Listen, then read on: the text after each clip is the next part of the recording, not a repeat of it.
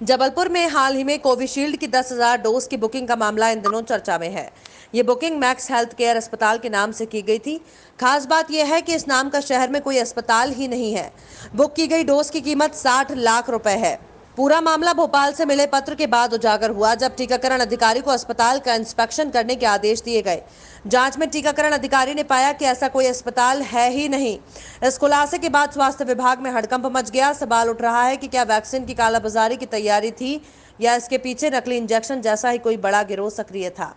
बात जबलपुर की है, इसलिए सवाल उठना भी लाजमी है, क्योंकि हाल ही में रेमडेसिविर इंजेक्शन की कालाबाजारी के रैकेट का भंडाफोड़ यहां हो चुका है। इसमें अस्पताल संचालक ही शामिल था।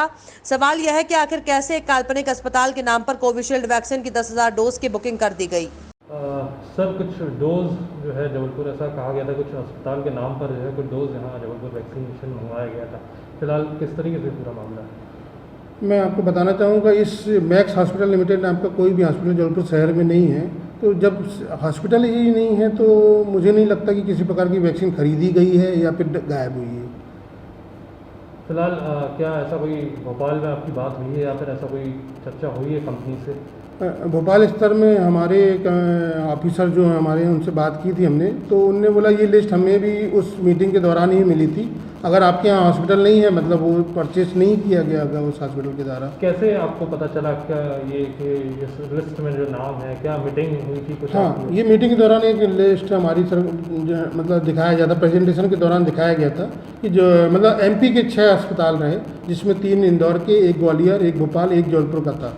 उसी मीटिंग के दौरान हमने ये बता दिया था कि मैक्स हॉस्पिटल मेरी नॉलेज में नहीं है, फिर भी मैंने सर्च कराया और 2 दिन बाद उनको पूरी जानकारी दी। उसके बाद किसी प्रकार का ना राज्य शासन से बोला गया कि पता करें और या ऐसा मतलब किसी के द्वारा भी नहीं बताया गया। और ये हॉस्पिटल है भी नहीं शहर में, जैसा कि आप लोगों को भी मालूम, आप भी शहर से हैं, बिलोंग करते हैं, तो ऐसा तो कोई हॉस्पिटल है ही नहीं हमारे यहाँ।